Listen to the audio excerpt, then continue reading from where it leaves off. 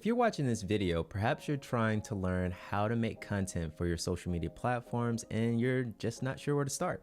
If so, you're in the right place because I'm going to teach you the basics of content graphic design, how to pick the best design tools for your project, how to navigate the graphic design workspace, and in future videos, we will do a step-by-step project to bring all of this stuff together.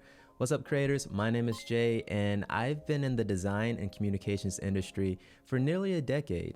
I'm passionate about both design and business, and I feel that it's my mission to help creatives and business owners to become digital content creators. And just so we're all on the same page here, we're going to define content as value-driven information, messages, and experiences that are relevant to an audience or end user.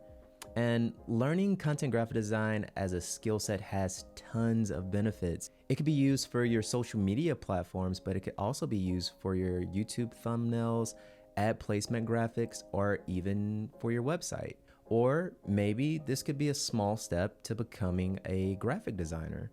Regardless, learning the basics of content graphic design is an investment into your future if you have an online presence. Content graphic design consists of 7 elements that you want to remember, which are size, shape, fonts, images, color, effects, and a message.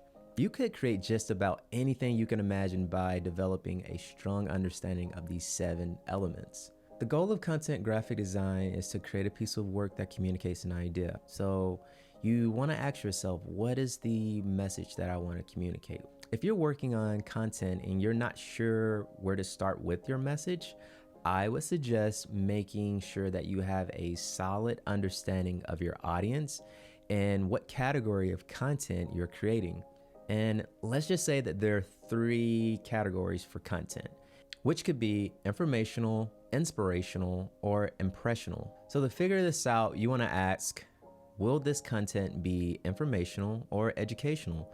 Now this means how-tos, did you knows, top number, whatever you want it to be, or even about a specific process. Or will this content be motivational or inspirational, which could be inspirational quotes or proverbs. This category is also good for celebrating others. For example, you could explain how you were inspired by someone else's work. Maybe the content will be entertaining or impressional, which could just be a piece of work that you like to share. It could also be a photo that you took, or it could be memes that are relevant to your audience. This category is also best used for getting your audience's attention.